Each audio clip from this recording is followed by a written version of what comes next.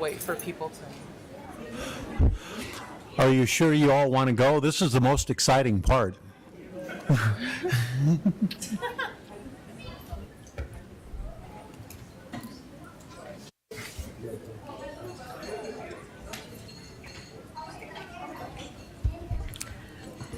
I move that we adopt the agenda. Second. It's been moved by Ms. Spears, seconded by Ms. Thompson to adopt the agenda. Please vote.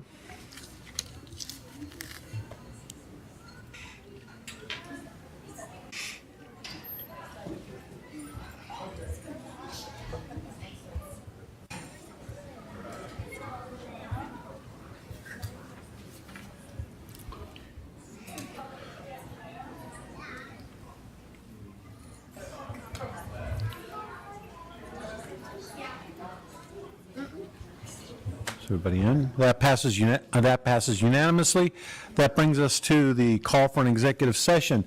Does any member of staff or the board have any reason to go into executive session?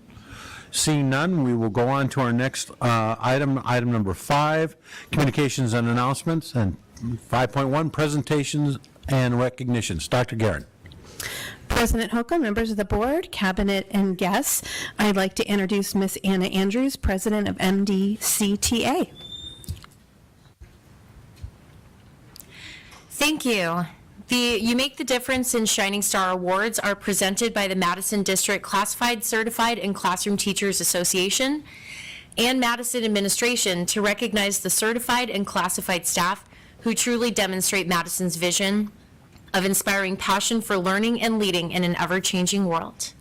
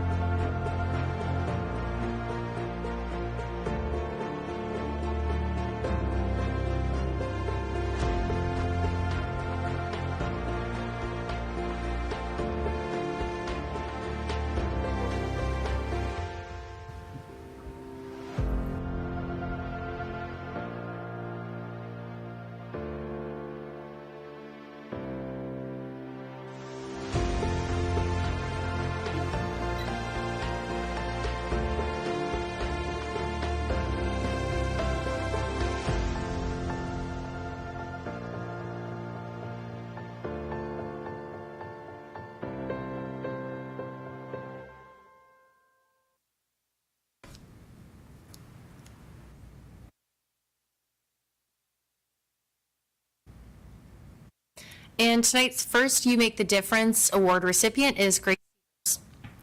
In her 3rd year of teaching, this dedicated 3rd grade teacher has earned the admiration and affection of her students, colleagues, and their families. The students hold her in high esteem, cherishing her classroom as a stimulating and welcoming space. Parents express their gratitude for her impactful approach, recognizing the positive influence she imparts on their children's learning and growth. Among her colleagues, she stands as a collaborative team player, readily engaging in sharing innovative ideas and contributing to a positive work atmosphere with her infectious laughter and kindness. Ms. Sievers is an outstanding educator, and she has our heartfelt thanks for her exemplary work in spreading kindness and always doing what is best for our students throughout our school. MTA is so fortunate to have Ms. Sievers, and we know she is making a lasting impact on our students now and for our students in the years to come.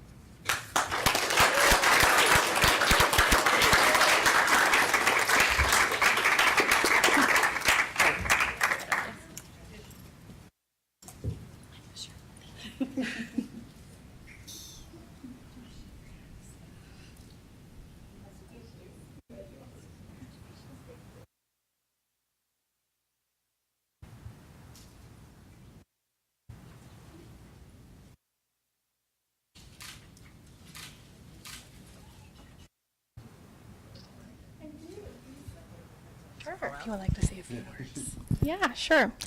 Thank you so much for this. I grew up in the Madison district, so to be able to return and experience it through the lens of a teacher has been so rewarding and fulfilling.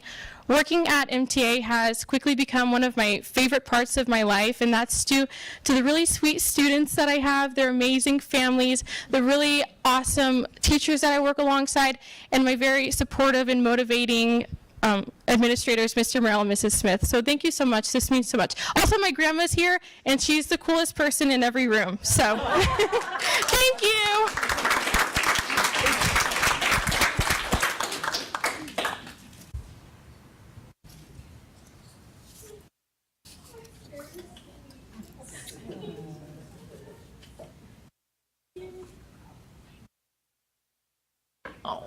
Okay, our next You Make the Difference Award recipient is Rosie Wilson. I've got myself a little confused here. Sorry. Rosie is a phenomenal teacher and makes a difference in the lives of her students each and every day. Rosie is a team player and she wholeheartedly values collaboration. She is always willing to help, challenge herself with new tasks, and genuinely cares about kids' social and academic success. Rosie absolutely deserves this award because she brings her best self to her classroom each and every day. Rosie provides her students with a warm and caring environment where they can all thrive. She establishes a culture of acceptance and equity from the very first day of school. Her positive attitude and upbeat personality make her classroom a place where students want to be. This warmth also carries over to her work with her grade level team, where she encourages and supports her peers during their collaboration time. This year, Rosie has provided a co-teaching model in her classroom in order to provide an inclusive environment for all students. During this time, she has worked together with our resource teacher to ensure lessons are delivered in a manner that is equitable for all students and provides differentiation directly in the general education classroom.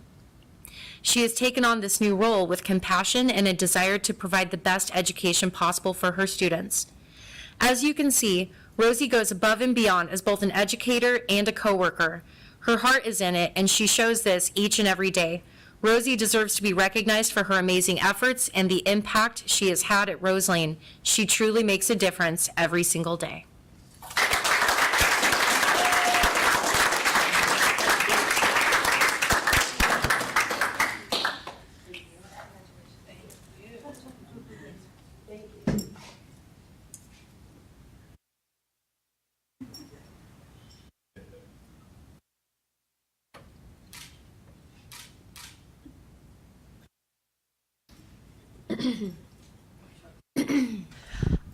I just want to say thank you to Mr. Reyes and Ms. Starkman. She's still recovering, so she's not here. My few coworkers who are here with me, my new husband for the support, and I just thank you for the recognition and the honor. It's been a privilege to work with my kiddos, and for Andre for trusting me with my new role as the inclusion teacher, and hope to just continue working hard and making all kids succeed. Thank you.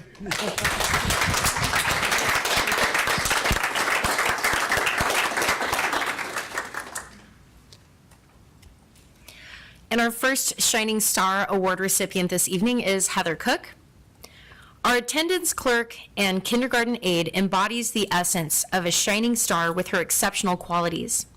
Not only does she exude a genuine warmth and approachability, but she also extends a caring attitude towards all stakeholders within our school community, students, educators, and families alike.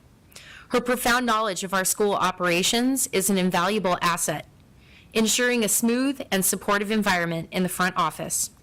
When individuals step into our school, her familiar and helpful presence sets a welcoming tone and promotes a sense of belonging. The kindergarten students hold a special affection for her, their faces lighting up in her presence, and her nurturing demeanor fosters a positive atmosphere. She stands as an integral part of our school front office and on our kindergarten team, and her dedication to our community is admirable. MTA is lucky to have Miss Cook on our team.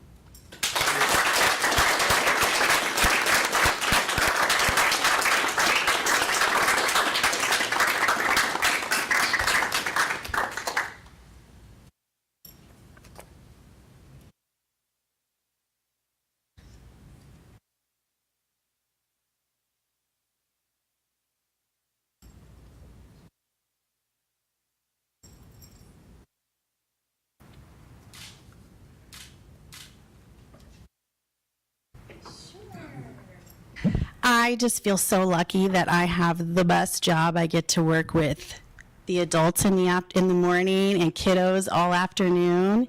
So I get the best of both worlds, and I love coming to work because I just work with the best people, and they just make it so enjoyable to come to work. So this is easy. So thank you.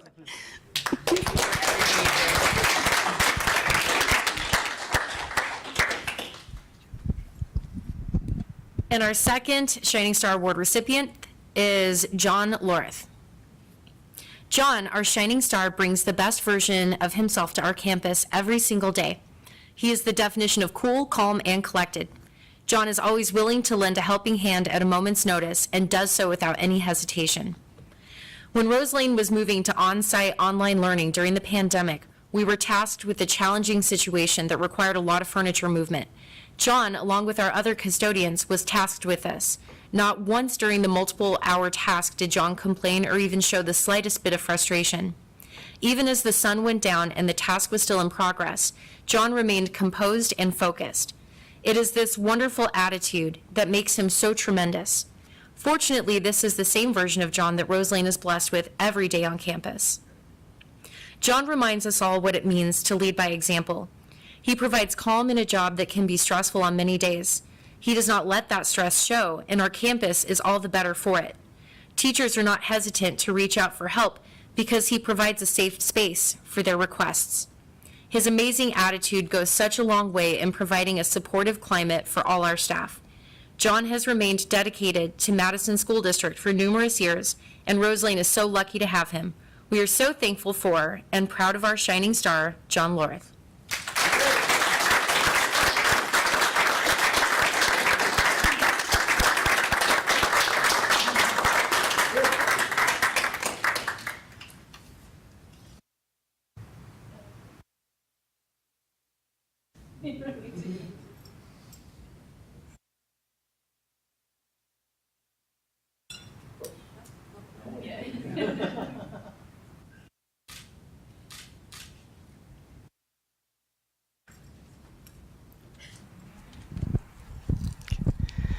Okay, thank you. This is so awesome.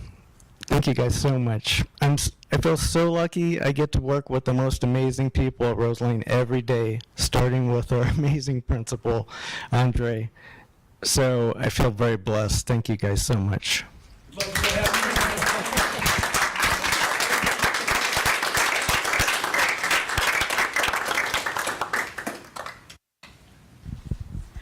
Our next item is to recognize our top 10 Teacher of the Year. I would like to recognize Mr. Jesse McKinley, coding teacher at Madison Camelview Elementary School, for being selected as a semifinalist for the 2024 Arizona Teacher of the Year Award. As one of the top 10 Teachers of the Year, he will represent the Madison School District at various events throughout Arizona throughout the year, supporting the Arizona Education Foundation. Can we give him a big round of applause?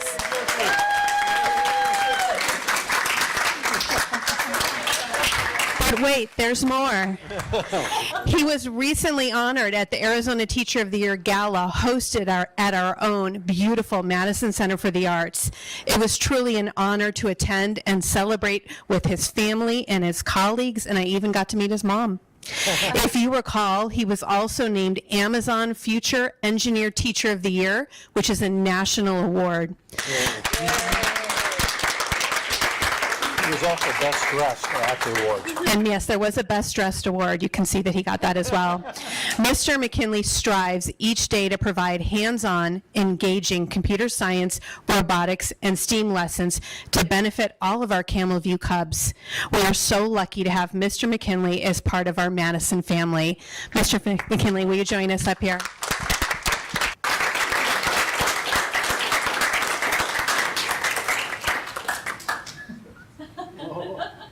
You get a big one.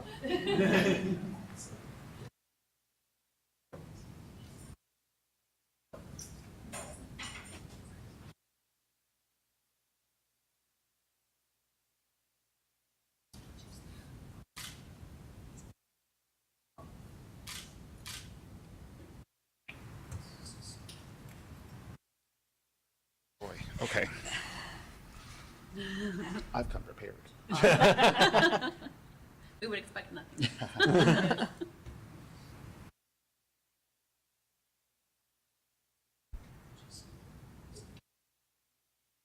Moving. Okay.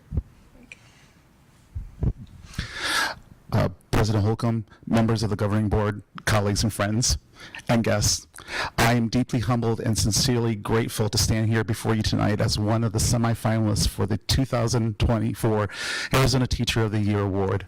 This honor is not a solitary achievement, but a testament to the collective support and inspiration that has shaped my journey in education for the past 23 years, and it's been a journey.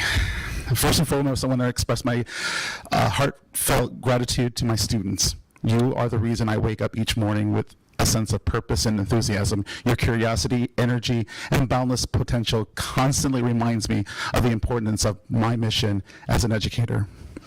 I also want to thank my fellow teachers and colleagues who have been my mentors, confidants, and friends throughout the years. Your dedication and passion for education has been a constant source of motivation and guidance. To the school administration, both past and present, thank you for creating an environment that encourages innovation, risk-taking, and growth. Your trust in my abilities and your unwavering support enables me to reach new heights in my teaching. To my supportive partner, Benjamin Fisher, who's hopefully watching right now, and my family and my friends, you have been my rock, always there to provide love, encouragement, and understanding when the profession demands can be overwhelming. Your belief in me is my driving force. And finally, I want to express my gratitude to the school board, governing board, for recognizing and honoring teachers and educators. This award is a personal honor and a reflection of the incredible work and collaboration happening in our schools every day from top to bottom. In closing, teaching is not a solitary endeavor, and I am privileged to stand among a community of dedicated educators. Thank you for this incredible honor and this opportunity to speak. I pledge to commit my commitment to our students who enrich our lives with every lesson. Thank you.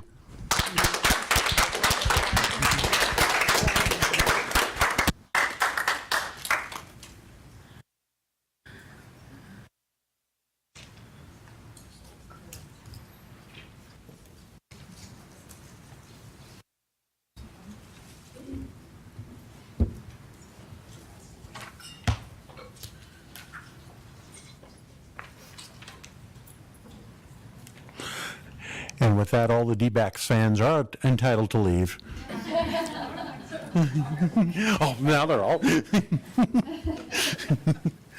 That brings us to the superintendent's report. Dr. Guerin.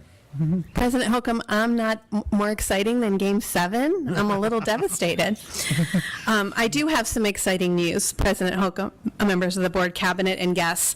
The Arizona State Treasurer's Office, together with AZ 529, Arizona Education Savings Plan, recently sponsored their 4th annual essay contest, asking Arizona's 5th and 6th graders, what is your dream job and how do you plan on achieving this in the future? I am excited to share that Elliot Craddock from Madison Traditional Academy was selected as a winner for the AZ 529 Air Essay Writing Contest. He will receive $529 for his college savings account and will attend an awards ceremony at the state capitol. His teacher, his principal, and treasurer Yee will attend and give him this honor. Congratulations, Elliot. I am pleased to share that I recently became a Kiwanian. You might ask, what is a Kiwanian? I was recently inducted into the Valley of the Sun Camelback Kiwanis Club. For the past 75 years, the Kiwanis Club's mission is to provide charitable assistance to the Valley's underprivileged youth and to provide post-secondary educational scholarships to deserving scholars lacking financial means. I feel privileged to serve our community in this new capacity. I also want to mention that Board President Holcomb was recently honored by the Kiwanis Club with the prestigious Kachina Award for his outstanding service to our community. Congratulations, President Holcomb. Madison will have 2 items on the ballot for the November 5th election. It is important to note that this is a mail-in only election. Early voting ballots will be mailed on October 11th, and the last day to receive ballots is on November 7th. We do have a ballot drop in the district office lobby. Voters in the Madison community will decide on 2 questions relating to the Madison School District. Voters will decide whether to continue the current 15% maintenance and operations override, which will maintain programs that have been in place for years. This funding supports the operations of the school, such as salaries, curriculum, and student and staff support. Voters will also decide whether to authorize the district to issue bonds to proceed with funding safety, security, school facilities, efficiency, and modernization projects. Continuation of an M&O override and approval of the bond is not expected to increase the property tax rate.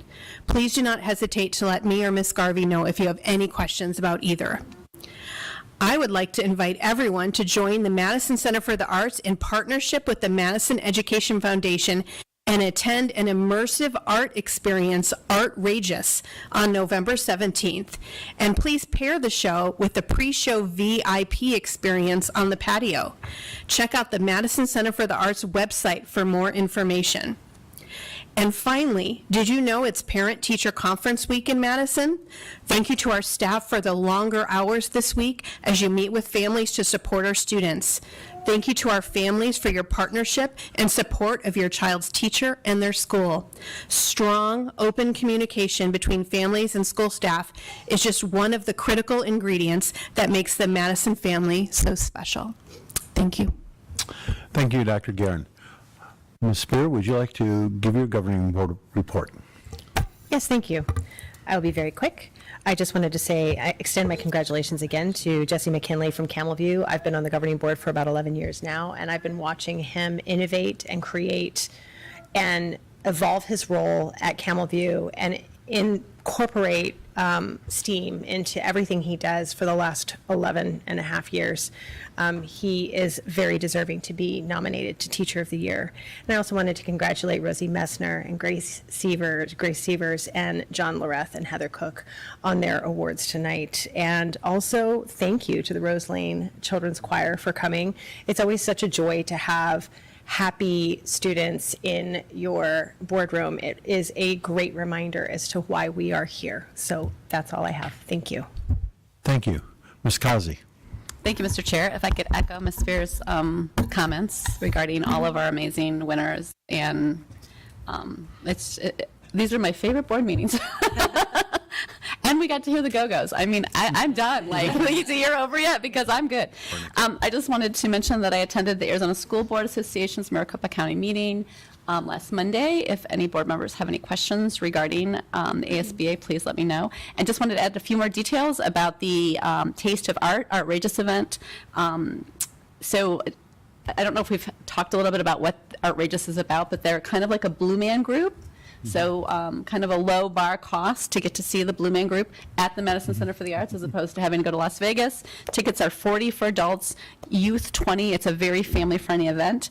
I would recommend, if you're planning to go, to buy those tickets either over the phone or at the box office to save the Ticketmaster fees. It's a pretty significant savings. And then finally, the bites, refreshments, and treats that we'll have at the VIP event are going to be from local restaurants, and they are some really great restaurants that are participating, so I think you really don't want to miss this. Thank you.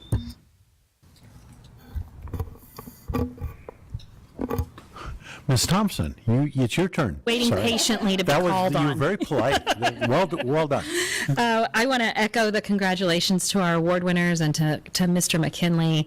It is so wonderful to be able to celebrate our fantastic staff here at Madison, those who serve in the classroom and those who serve in all the support roles in every aspect of that. We had, just after fall break, the first quarter is ending. As was mentioned, we're getting ready to do parent-teacher conferences. As a board, we had a breakfast with the interfaith community just after fall break. It was a wonderful opportunity to connect with them, and we look forward to connecting more with those communities in the future. The Madison was host last week to 2 statewide events that had the governor and many members of the legislature in attendance. Not only was the Arizona Educational Foundation Teacher of the Year event here at the Madison, but also the Arizona Arts Awards, the Governor's Award and other awards by Arizona Citizens for the Arts was here last weekend as well. Both events were well attended and really fantastic, and everything I heard was people saying we want to be back here again.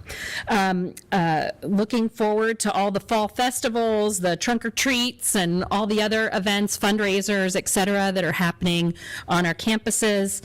Just to add 2 more things, if you're going to mail in your ballot, you have to drop that in the mail by Halloween. Otherwise, drop it off at a location in a secure box, like here in the Madison District Office. And finally, I want to thank the Roseland Choir and Mr. Roach, who made my day listening to the Go-Go's, and you did a beautiful rendition of the national anthem, so thank you for that. Thank you. I want to echo about Madison Rose Lane Choir. I've seen how important music, and particularly being able to sing, is my family. That's a very important part of my family. It's something that not only inspires kids and drives them, but it's something that stays with you throughout your whole life. I still have the honor of singing in a choir with my son, a barbershop chorus, and it's just a phenomenal experience, and that's something that is so important to kids and to families at all. And the fact that we support that so heavily is something we should be very proud of. We also had, I wanted to mention the interfaith breakfast that we had.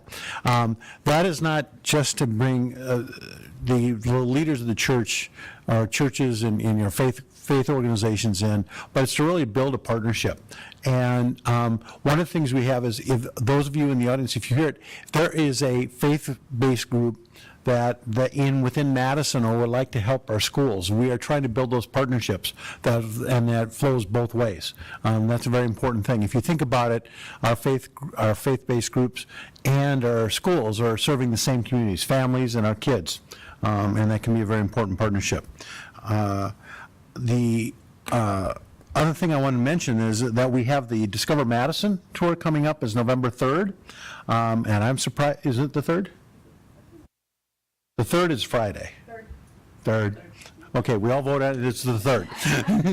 It's the 3rd. It's the 3rd. And in fact, Ms. Spear and Ms. Kazi have been leading that for a long time. They won't let me on the bus for good reason, but no, it is a phenomenal, and there's a wait list though. So if you are interested, please do, because there may be openings come up, but that's a great way for people who are not familiar with it or thinking about where they're going to send their kids to school to discover Madison. The last thing I wanted to mention Jesse. I've worked with him for a long time. When you first meet Jesse, you think, well, there's somebody who's different.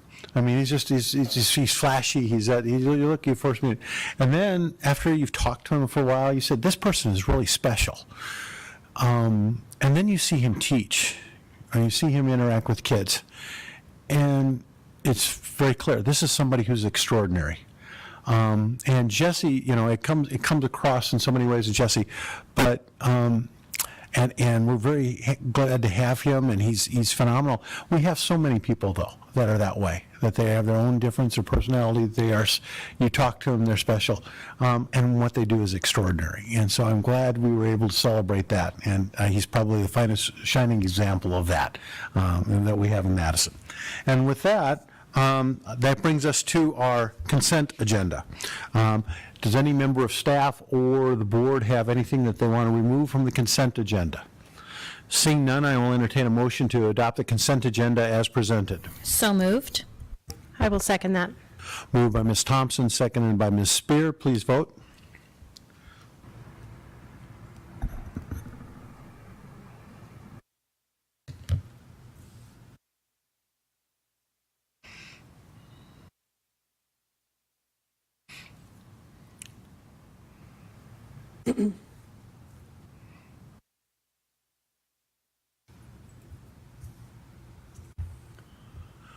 And that passes unanimously. That brings us to the calls of public. Ms. Humphries, do we have any call to public cards? We do not have any cards. All right, thank you. That brings us to information items. First one up is Student Services Update. Dr. Guerin. President Holcomb, members of the board, cabinet, and guests, I'd like to turn it over to Ms. Marshall to introduce our next item. Thank you, President Holcomb, governing board members, and members of cabinet. Tonight, we'd like to share with you on inclusive practices. We know that there are so many elements to sustainable change, including leadership, shared vision, having skills, and having resources. And so tonight, our Director for Student Services, Edie Dolan, is going to provide her leadership to share that shared vision for us and the skills and resources that we are providing as we move to more inclusive practices. So I will turn it over to Ms. Dolan and her team. Thank you, Ms. Marshall. Good evening, President Holcomb, members of the governing board, members of cabinet. Thank you very much for the opportunity to be here and to speak with you about our amazing work. I'm joined by my incredible team, Dr. Andrea Weimar, our Assistant Director for Special Education, and Natalie Hendry, our Special Education Instructional Coach. So our agenda for tonight, if we could go to the next slide, or can I control that? Wow, this is very impressive. Our agenda for tonight, we're going to go over the legal basis for our work and share some fast facts for you, and then jump into the current picture about what it looks like in Madison. I'm going to turn it over to Dr. Weimar. Thank you, Ms. Dolan. So we'll start with, I forgot I can control. Looking at some of the laws that have shaped our work and continue to support our work around serving students with disabilities and inclusive practice. We could talk about the law forever, so this is just a snapshot of some of those laws. As we know, Brown v. Board of Education established that separate is not equal and was really foundational to the laws that came later around special education. ESEA, amended and reauthorized by ESSA, provided federal funding for students from disadvantaged backgrounds through Title I, along with providing many other supports. And then in 1975, PL 94-142, which was reauthorized in the late 90s and early 2000 and renamed as the Individuals with Disabilities Education Act, was the first law that specifically addressed the needs of students with disabilities and makes available a free and appropriate public education to eligible students throughout the country. Recent court cases coming out of the Ninth Circuit Court of Appeals, to which covers Arizona, include Rachel H. versus Sacramento Unified, which established 4 considerations for including students with disabilities in the general education classrooms. These include the academic and non-academic benefit, behavior, and whether or not there's a greater cost for educating students with disabilities in the general education setting. In DR versus Redondo Beach, our most recent court case, thanks Atticus, the court applied the Rachel H. test and ruled that academic benefit is based on the progress students make on their individual IEP goals and not to the extent to which they make progress on the grade level academic standards. While IDEA does not specifically use the word inclusion in its text, it does have a requirement for educating students with disabilities in the least restrictive environment.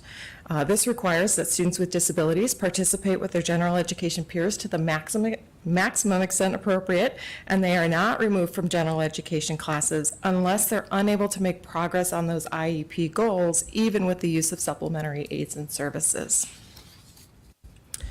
As part of the LRE requirement of IDEA, the first consideration is whether the students can make progress on their IEP goals in a general education setting with those supplementary aids and services. When a student's unable to make progress on those goals in the gen ed setting with those supplementary aids and services, we consider other levels of support. As part of IDEA, we are obligated to ensure a continuum of services are available to students. Here you can see the continuum of services we provide, again, starting with least restrictive of the general education classroom to the most restrictive of a home or hospital program. Least restrictive being the most amount of time students spend in their general education setting, to most restrictive being the smallest amount of time they spend in those general education settings. As we think about the continuum of services and the LRE requirement of IDEA, we are mindful of the research on students with disabilities participating in general education programs. Students who spend more time in general education settings show greater improvements in academics, social emotional skills, and they have greater post-secondary outcomes. They perform closer to grade level, have fewer disciplinary referrals and absences as compared to their peers who spend less time in gen ed settings. Students with disabilities that participate in inclusive settings also have greater graduation rates, higher rates of gainful employment, and independent living post-high school. Research has shown that students without disabilities also benefit from inclusive practices, including feeling more supported by teachers and increased feelings of empathy and understanding of diversity. I'm now going to turn it back over to Ms. Dolan to speak to where we are currently on our inclusive practices. Thank you, Dr. Weimer. So now that we all have that shared understanding of the legal basis and also just facts around inclusive practices, let's take a look at where Madison is. So what we're going to look at is we're going to look at the conditional growth percentile.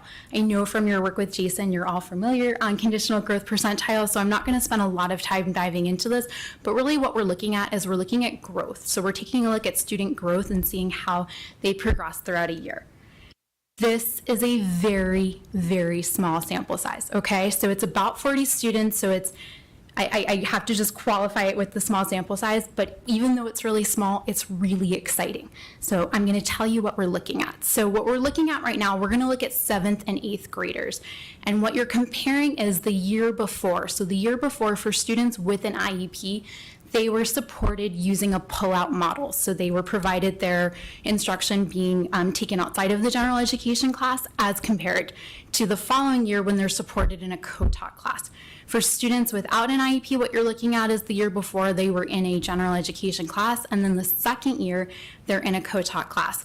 And this is really exciting. So if you take a look, for example, at period B, and you look at the fall to spring growth, so the year before for students with IEPs, when they were taught with a pull-out model, the average score is a 27. When they're in a co-taught model, the average score is a 43.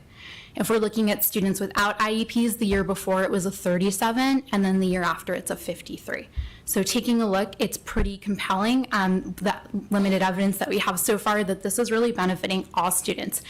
Again, looking at students in 8th grade. So the year before, if you again look at that fall to spring, so all the way on the right, with an IEP, so the year before the growth was 35, the following year was 48. Students without an IEP, 28, the following year, 43. So this is really, really exciting. We also see this repeated looking at math. So the year before, this is for 8th grade students. In 7th grade, students that were taught with a pull-out model, 39, and then the following year, 47. Students in gen ed, 25 to 30. And again, looking at an additional period, 39 to 53 for students with an IEP, and 46 to 48. So this is really promising and really encouraging that the limited evidence that we do have is pointing to exciting results. In addition to taking a look at the quantitative findings, we also have some qualitative findings because I think it's really important to tell the story of how this is impacting people. And so this is a quote from a general education co-teacher. As an 8-year early childhood educator, this is my first year working and having an inclusion teacher classroom. To me, this new approach to teaching has benefited me and my students. SPED co-teacher and I help each other provide the best instruction for our students. I've noticed that SPED co-teacher will enhance things I miss or incorporate new strategies that benefit all our students. I've noticed more engagement with students and understanding since there's 2 of us instead of 1. Yay! We are still new to it and learning the process, but practice, trying, and being willing to share the classroom is important for inclusion to be successful. And then this is from a school principal. The inclusive environment being provided by the co-teaching model has had such a positive impact on students' academic and social emotional growth. Our students are no longer missing core content due to being removed from the classroom for service time. They are instead fully included and being provided with opportunities to build relationships with their peers and are receiving differentiated instruction directly in the general education classroom. Overall, the classroom culture in our inclusive settings have become so strong and effective. And this is from a parent of a gen ed student who has a child in a co-taught class. I am incredibly thankful my 3rd grade daughter has the opportunity to be in a co-taught class. This exposes her to different ways of learning. She is a reader, but has not been interested in picking up books just to read at home. I was floored this week when she told me she wants to go to the library and get another book in a series. She gets excited about learning phonics rules and will come home and tell me about them. My daughter and the neighbors enjoy playing school at home, and they usually have 2 teachers, just like she does in her class. And then we saved the best for last because as a district, we are very student-centered. Here's what a student has to say about the experience. I like having 2 teachers in the classroom. I like this because it helps the teachers because students aren't asking too many questions. I also get a lot more help from my teachers. I like getting to see both teachers a lot. So this is very encouraging, very exciting. We've heard both quantitative and qualitative evidence about how effective this has been. How are we getting it done? What are we doing to support our staff? So the first thing I want to share is we've partnered with Inclusive Schooling. So Inclusive Schooling is a national organization that works on supporting inclusive practices in schools. And what we did was we partnered with them to create an internal platform that all of our staff has access to. So not some staff, not certified, not classified, everybody has access because this information is for everybody. If we look at the data, we're seeing this benefits everyone, so everybody needs this information. So what we have is on the platform, you have a module on the left side, and then on the right side, you can see there's links to the PowerPoint and any handout or anything that's referenced. And we found that this is incredibly helpful because it's just a great deposit of information and knowledge. I'm going to turn it over now to my amazing special education instructional coach because what she's done is really build the bridge to practice. So yes, we have these amazing resources, but how do we coach into daily life? Hi. First, I took all the co-teachers this is my first year in Madison, first year in Arizona. So I got to meet all the co-teachers that were selected last year, and then I put them into tiers. So tier 3 would be a new teacher, either a general and special education teacher, new to co-teaching, and kind of tiered them based on their experience. My tier 3 teachers, I get to see twice a week and go to their co-planning times. And every single time I do an observation, I use Inclusive Schooling to give them feedback. So I give them links or modules or examples to look through. Tier 2 teachers I see probably once a week, and those are mostly just check-ins. And then my tier 3 teachers ended up actually being my examples across the district. Tier 1 teachers, are my examples across the district. So at the beginning of the school year, I had 2 brand new special education teachers, and they got to go observe across the district, which is super helpful and really motivating to see what it can look like after some practice. Like I said, I utilize Inclusive Schooling through observation, taking those documents that they provide and kind of implementing them into the classroom.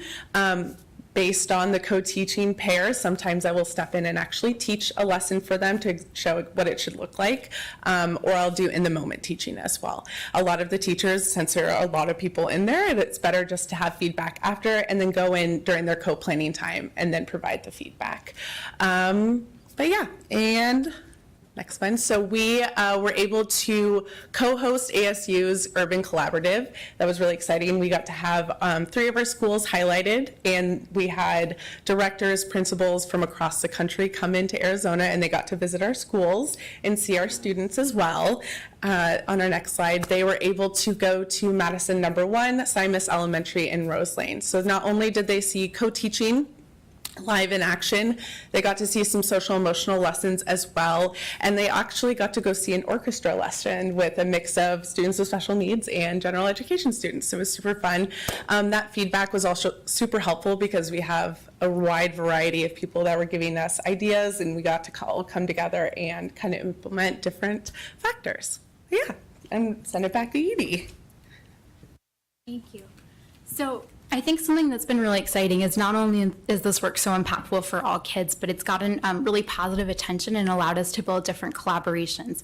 So part of this visit, we collaborated with the Urban Collaborative, which, as Natalie shared, is that national organization. And we were able to work with Lauren Katzman, who is their executive director, who, again, thanked us for the courage of opening up our district. And Kathy Hoffman, who's now leading their SPED initiatives, she said, we must also be clear that it is not only students with disabilities who benefit from this model, it is all students. I'm grateful that the Madison schools can serve as a model to districts in Arizona and across the country on how to optimize the model and ensure all students can achieve their full potential. So we're really grateful for that. We are also grateful, as part of this work, we were chosen to participate in Project Oasis. So it's a new initiative out of ASU, which is really focused on equitable outcomes for all students and really thinking through how in the future general education classrooms can support all students. We're really, really excited to be a part of this work. It's so important for all of our students. It is a right for every single student to have access to education and to be able to learn. And so we're so thankful for all of the support in Madison to do this work and to lead the change in Arizona. Thanks.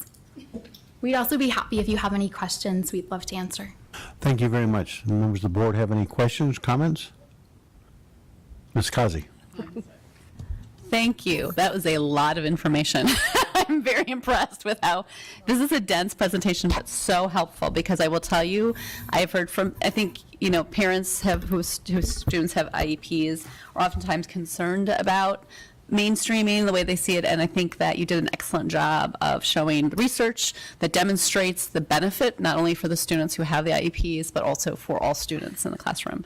I have a few questions. So really quickly, on the DR versus Redondo Beach, I was curious how that decision will impact state testing requirements for special ed students, since we no longer are requiring them to meet the standards of that grade level, but the test is designed to demonstrate how well they meet those standards. Do you have any insight on that? Mr. Kazi. I know, it's like a rational question. I'm sure there's no rational answer yet, but. You are correct. The students under Arizona requirements are required to take the assessment at grade level. There is a small percentage, I believe 1% of the students who, if they meet eligibility, to take an alternative assessment. But the majority of our students with IEPs under state law are required to take the assessment at grade level. Okay, and then I have a few more questions. Is that okay with you? So curious, so you have the inclusion model in the class with co-teaching. So I assume this no longer then, the need for resource isn't there because the teacher or the second teacher is able to provide that kind of support in class. Can you talk a little bit about what that might look like? Sure. So it's really going to depend on what the specially designed instruction is and what you're. Many of the things can be provided in class, and so it's our belief that having that special educator in the classroom, you can provide that support. With the added bonus, you're going to give access not just to kids labeled with IEPs, but maybe differing students who are maybe struggling to understand the concept. There are some things, like, for example, really structured phonics and types of support like that, where we're still exploring what that looks like in a classroom. Right now, we do think that something like that could best be done in a smaller space, just because of the need for the educator to hear the student make the sound, the student to make the sound, things like that. That's low incident, right? And so what we're focused on is thinking about how we can embed that specially designed instruction into that general education classroom, so the student's not removed from core content. And then just one more. So for 504 students, obviously they're receiving their accommodations, but what is your vision for how, going forward, we might be able to serve them, since they are obviously, and we've seen the rise of 504 students since the pandemic especially. Would love to hear some insight on that. Sure. So I think when talking about inclusive practices, at the core of this, it's reimagining what the general education classroom looks like. It's saying that maybe our ideas about what that is need to evolve to better support students. It's the idea of school fitting students, right, versus students fitting school. And I think as we continue to do work around Tier 1 and UDL and part of our work around MTSS, we're better defining and we're better creating and we're better equipping our staff to have a classroom that supports all learners. And I think from that, in a space that is more accessible and where folks can demonstrate understanding using different ways and can express themselves using different ways, I think we're building the foundation where, yes, a 504 does guarantee certain provisions for access, but we're also just changing the space in general so that it's more accessible to begin with. And when you say that, does that... If I may, I wasn't quick enough. Just put that in context for everybody who's listening. Can you describe what a 504 student is? Sure. Or And what that a entails? student that has a 504 plan, it's where a student has a need to have accessibility. So thinking about it could be a health condition, but something about the student requires a document that's going to mandate and outline legally how they're going to have access to a particular environment. It could be with accommodations, there could be a service needed. They don't need to have specially designed instruction like with an IEP, but thinking about access to the space. Thank you. Now you can go for I just have a clarifying question. So as we look at basically, reimagining what that looks like, does that also potentially include different ways of students demonstrating proficiency? Do you see that evolving as well? In terms of in our classrooms, absolutely. I think the conversation around UDL and the conversation around really effective Tier 1 practices is that understanding that there's multiple ways to demonstrate understanding and represent understanding. So absolutely, I am curious and excited to see how our state uses that knowledge to inform the way we use standardized testing. I think that's an exciting area that we could hopefully explore in the future. And I think some of the excitement around Madison being a leader in this work is we would love to have a voice in that conversation. Thank you so much. Ms. Spear. My colleagues ask the most comprehensive questions, and so I only have, a gratitude to express. Inclusive and special education has come a long way in the last 20 years, and it's refreshing to see how we're able to implement the inclusive practices to, make sure that we're like you said, school is fitting to the student. My son has a 504 because he has celiac disease. And, obviously that's not something that school can necessarily accommodate, but, just going through the process was an interesting experience for me as a parent and also a board member. And I'm glad that we have the framework in place that, and this presentation, for example, that parents are able to look at, because I also hear from parents when they have a student with an IEP and they're trying to, and the mainstreaming is happening, there's a lot of anxiety and a lot of angst. And so it's really nice for me as a board member to also be able to point to this presentation to allay concerns. So thank you so much. Ms. Thompson. I also want to echo my thanks for the presentation here. I think, when you're talking about students being mainstreamed, I think the same goes for students who are being initially identified to have families understand that this is, families who are in a classroom to understand this is a long process and we're doing what's best for all students, regardless of their status is really important. So I want to thank you all for all of your work. I also want to thank your cheering section over there. They have done an excellent job of being there to support mom and done a great job of having concert etiquette, as my kids would call it back there. Good work, kiddos. Thank you very much. I think it's important that they see what we do every day and how important it is to all of us that all students can be educated in our classrooms and all students have a right to that. Yes. My comments, yes, I have a child who had a 504, and identifying it early and being able to identify how to deal with it, because it's something that she carried over into college. And so was able to go to her professors and say, I need this specific assistance. She understood it, and us being trained early on, I as a parent knew how to help her communicate. One thing I'm interested, you talk about the co-teaching. Could you explain it? Because a lot of people have the idea that, you know, the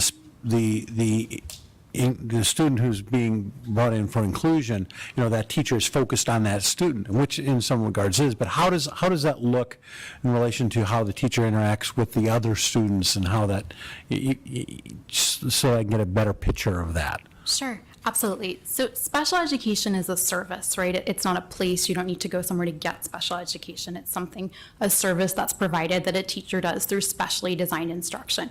And specially designed instruction is really taking a look at disability and thinking, what can I do to mitigate or lessen the impact of disability? So in a co-teaching model, when you have a special educator in the classroom, they're another teacher in the room, right? They're not an aide, they're not a support, they're actually there as a second teacher. And so what they do is they co-plan with that general education teacher to provide instruction for differing learners. That could be students with IEPs, right? So students who do need that specially designed instruction. That could also include students that are struggling with the concept, right? They might be visual learners and they might need a different way that's presented. And so that special educator might also be able to work with those students. It's really about having two professionals in the room. There's 6 different models of co-teaching. We're not big fans of 2 of them, but there's officially 6, and we're focused on about 3 of them right now. So one thing you might see in a classroom is you might see small group instruction, so teachers running different small groups. You might see parallel teaching, which would be the classes divided into 2 groups, not by students with disabilities and students without, but 2 groups based on students that need to work on specific objectives, and you have one teacher teaching one lesson while another teacher is teaching another lesson. You also might see one teach, one make multi-sensory. So you have one teacher standing and delivering instruction, and then you have another teacher who's thinking about the ways that that lesson can be accessible to other students. So maybe they're providing notes and writing on the board. Maybe they're sketching a picture while the teacher's doing that. Maybe they're making movements or adding gestures for kinesthetic learners. And it's not necessarily the special educator, right, that's doing that. Our hope is that we're empowering both educators to seamlessly flow through the model because they're both teachers in the classroom. Last question I have too is there are, you know, two sides to the inclusion, because if you can address a little bit how you deal with the balance between, you know, the student who has the special needs that brings the teacher in there, but also the students who don't, you know, who are the regular education students, and how do you choose placement and dealing with, you know, that balance between making sure you give the proper education to the regular ed students and those who are in there in inclusion? Sure. So I think our approach in Madison is data, right? So we're taking a look at what students need. So looking at student performance and seeing what evidence do we have that students need specific learning goals or learning support, and then based on that understanding, allocating resources and next steps.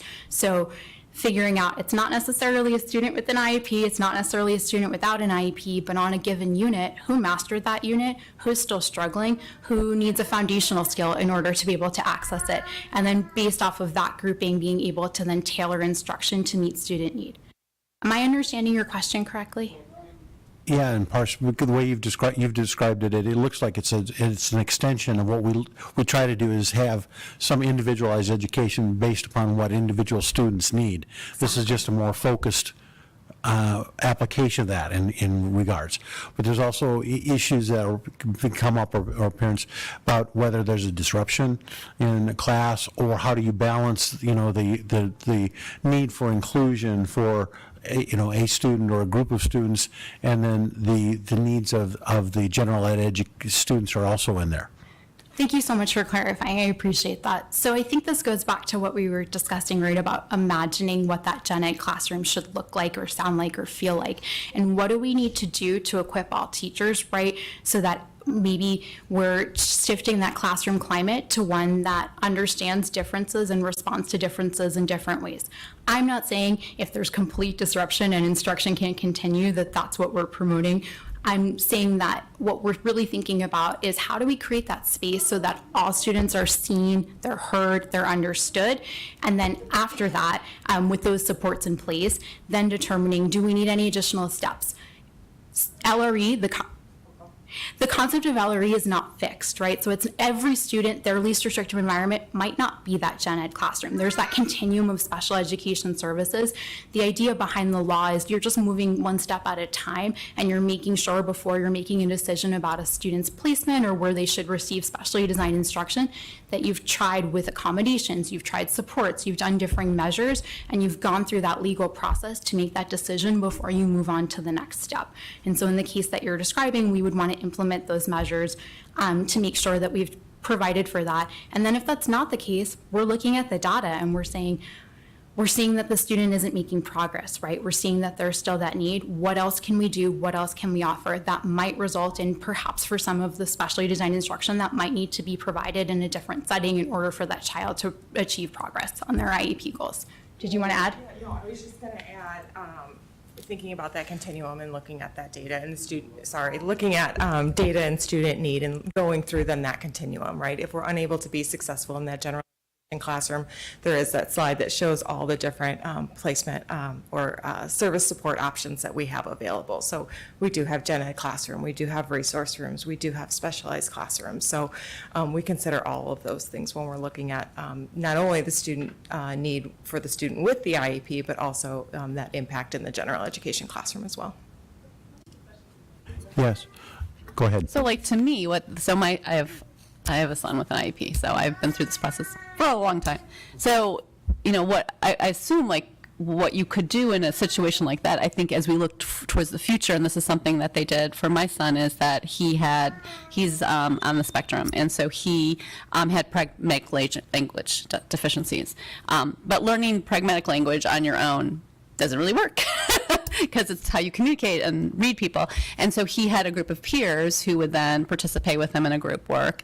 And then when in the classroom, then because they'd been trained, they could help him understand and engage properly. So it's that's what I assume we're looking at ultimately, is like, how do you bring in other kids that are in that classroom to understand the needs of that student, and also like you're learning some valuable skills on top of it. You're learning basic human communication in my mind, and so that's what I would assume we would eventually be moving towards, would look like potentially. Yeah, and I think we need to keep in mind what the research says, right? This is beneficial for all students. So it's not just students with disabilities that are benefiting. And I think students do have a lot to learn from students with disabilities and students with identified needs. So what we're seeing from the research and what we're seeing from our practice is really everyone benefits when this model is implemented. But to your point, Mr. Holcomb, there is a full continuum, and not every child's least restrictive environment is going to be a general education classroom.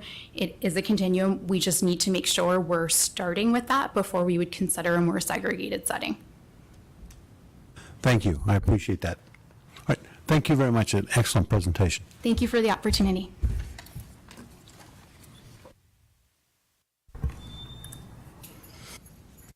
That brings us up to the next item, information item, which is bond and override report. Dr. Guerin. President Holcomb, members of the board, cabinet, and guests, I'm going to turn it over to Deputy Superintendent Ms. Garvey for a bond and override report. Thank you. Good evening, Mr. President, members of the board, Dr. Guerin, and cabinet.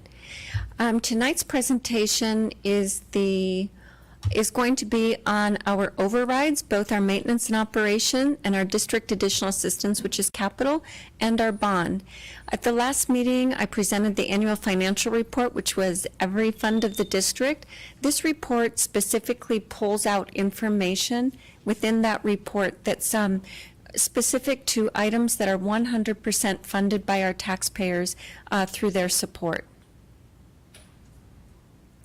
The first one is our maintenance and operations override. We have a 15% operations override. What that means is that the state gives us a certain formula amount per student, and the district can budget for 15% over that amount for operations. In Madison, that 15% goes into our total budget. It is allocated to all of our programs and services in the same way that our M&O budget is spent. So when we look at it, 84.1% of what was spent in the maintenance and operations override went into salaries and benefits, 8.2 into purchase service, 4.9 into utilities, and 2.8% into supplies. The total expenditures last year were just a little bit over $5.2 million. And here it is again, you see the amounts with each of the categories, but next to it you'll notice in the column to the right is the budget for the current school year that we're in. So you'll see slight increases. The total expenditures for last year were that 5.2. We're estimating in the budget for this year that it will be $5,371,921. For budgeting purposes, it follows the same percentages that were actual in the current year. Our next override that we have is called a District Additional Assistance Override or Capital Override. I think that's an easier term for most people. These tend to be items that last longer than a year. They're larger ticket. You'll notice the first one is instruction technology and curriculum. When we talk about curriculum, this can be either online curriculum or it could be textbooks, all of which we certainly hope last over a year. There's a lot of shift, and you'll see both there in the instruction technology and under the non-administrative capital improvements and the administrative capital improvements with the technology upgrades. But really what these are, a lot of them actually are software maintenance agreements that span a number of years. So they support all of our systems within a school district, and we have several. So as I noted, we have the upper section that is non-administrative. Those are directed at the school sites. And then down below, we do have the administrative capital improvements. Again, I noted the technology upgrades, but these maintenance agreements cover things like our finance software, our hiring software, eval software. So it's a lot of, even though it's administrative, I just wanted to clarify under that umbrella what that encompassed. We put the voter pamphlet amounts there. You'll see the total in the voter pamphlet was $4.6 million. We are limited to 10% of our maintenance and operations revenue control limit, so the money brought in by that formula funding. So we are limited in the budget last year to $3,449,000. You'll see that we spent $2.2 million. We did not have an adoption last year, so we will be using some of those funds that we did not use last year in the next year for a curriculum adoption.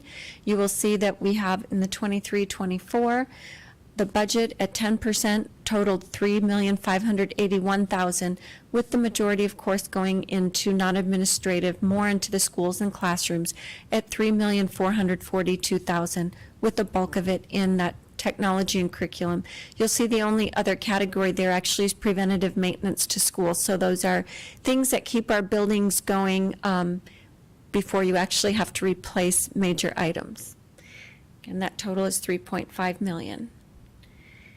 The other item funded by taxpayers is our bond. We have two issuances, so I should say we have actually two bond cycles approved that I will be presenting. So in 2014, we had a bond election that was approved for $95 million. That was separated into three different sales, so three different issuances. In fiscal year 15, we had the first one for $34 million. In fiscal year 17, we issued over almost $35.6 million in bonds, and then our last issuance came in fiscal year 19 for the remainder of $25.4 million, coming up with our total of $95 million. Everything that was authorized by the voters has been issued, and we're just really wrapping up expenditures in that with that bond budget. The expenditures prior to last year, so 2015-16 through 21-22, were $91.3 million. And then last year's expenditures were $645,000. The only category in which we have money left in that bond is in furniture and equipment. So, and that actually is earmarked. The Madison Park rebuild, the school opened in August, but furniture arrived in July. So a lot of that money will be going to pay for that. So on next year's report, the 2014 bond will be 100% spent. You will notice that There is an amount in the voter pamphlet, and I put down the different categories here on the left that money could be spent on. And you will probably notice that the constructing, purchasing, and renovating did go over. The voter pamphlet amount was $63.3 million. By law, we are allowed to exceed those amounts by 10% in any one category, but not go over that. The next bond that I mentioned was in 2019. There was a bond election for $90 million. We had 2 issuances in that bond. The first one was in fiscal year 20 for $35 million, and the second issuance was just this past June, and that was for $55 million, for a total of $90 million. So everything has now been issued under that bond. Expenditures prior to this current year were $12.6 million, and then last year we spent $36.6 million, leaving a bond balance of $40 million. You can see how the expenditures occurred with $36 million in that constructing, purchasing, and renovating, $82,000 in furniture, equipment, and technology. And then we have, again, this, like the capital, is divided between non-administrative and administrative. And we had $59,000 prior to this year for district office and district buildings, and then $563,000 this past year, and $1,800 in furniture and equipment. So total expenditures again for last year were $36,677,845. The remaining $40 million, the majority of it, will be going into the Madison Park Rebuild Phase 2. We are still working on our safety and security measures. There will be some furniture and equipment. The majority will probably be for Madison Park Middle School for the furniture. We are looking at playground equipment, and then there's the buses, because there's a bus replacement cycle plan that we have as part of our long-range capital planning that will be paid out of bond. And as Dr. Guerin mentioned at the beginning, both the M&O override, this is what she was talking about when she said that there is an election.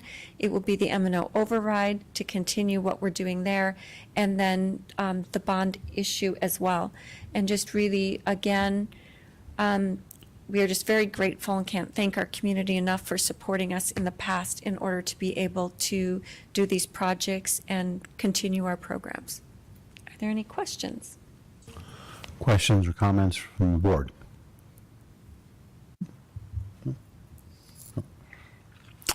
Well, thank you very much. That brings us up to board policy second read. Dr. Guerin. President Holcomb, members of the board, cabinet, and guests, this is the second read for board policy JLCD, and I will turn it over to Ms. Marshall. Thank you, President Holcomb, members of the board, and members of cabinet. There have been no changes to the policy from the first read. However, as shared at that previous board meeting, we did have our legal counsel take the legislative language regarding the seizures, and that has been added to the regulation. And then that also created an Exhibit B that will be new for Madison, which is the seizure action plans. Again, similar to what we discussed at the previous board meeting, the ASBA recommendation is to have a link to the state seizure action plan. The guidance from our legal counsel is to have the families provide the seizure action plan. The majority of our current seizure action plans are from Phoenix Children's Hospital. They do have a template that meets the state statute requirements, and we have been very clear in the exhibit what those statute requirements are, but just giving that flexibility to our families rather than making the physician or the parent have to go back to the physician to complete a Madison form, that we would accept the form if it meets the state requirements. So again, no changes to the actual policy that you're approving tonight from the first read, but changes for the regulation and the exhibit. Any questions, comments from the board? Ms. Kazi. And then just some guidance on how we're going to be communicating this to families. Yes, we're working with the lead nurse, Andrea O'Connor at Madison Number 1, to coordinate with all of our health offices. The legislation does require 2 trained staff members on each campus, and right now she is coordinating that training for all of the health office, health associates and the nurses, as well as the assistant principals on each campus. And then as we get further in to have that communication and support for our families. Again, currently, this is policy catching up with state statute, and so we have already been implementing the guidance and following it and working with the schools. In fact, we, right before fall break, had a student, and we do take the medical plan and then do a review, and then how the supports will be implemented at the school to support that medical plan. Ms. Thompson? Oh, I thought you were reaching for your mic. Oh, okay. Before, but I want to compliment you, thank you, because this is a demonstration where we don't just blindly accept the policies, but we looked at whether it fits what we're doing and how to better implement it, and that's exactly what we want you to do. I appreciate that. And with that, I'll entertain a motion to adopt Board Policy JLCD as presented. I move we approve policy revisions to Board Policy JLCD as presented. I will second that motion. Moved by Ms. Thompson, seconded by Ms. Spear. Please vote.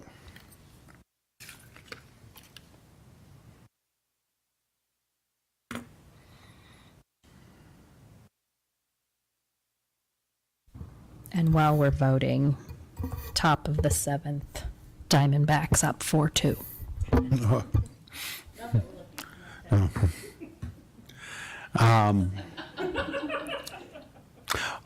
I have no way to defend that, so that passes unanimously.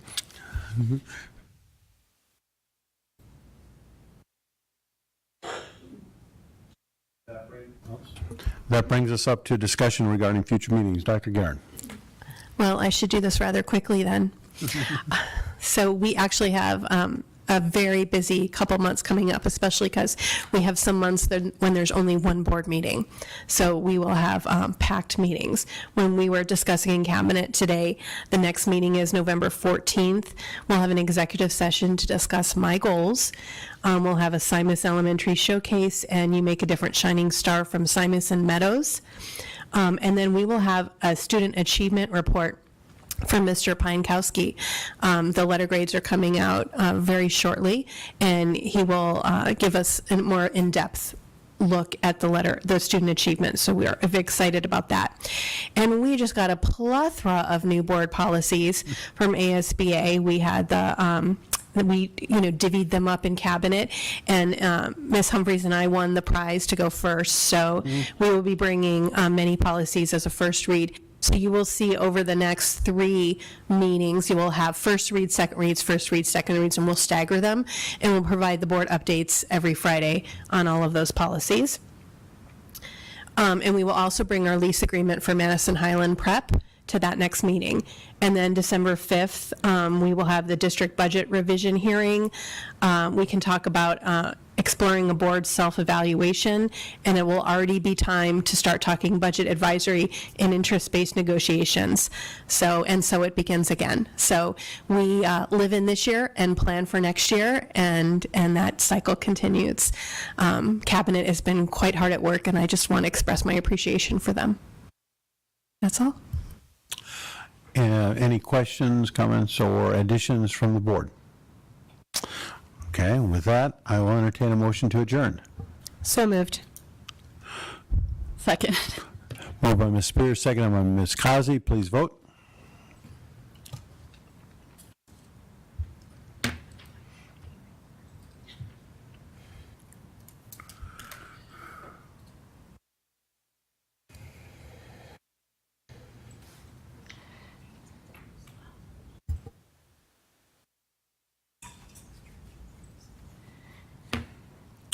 That passes unanimously. We are adjourned.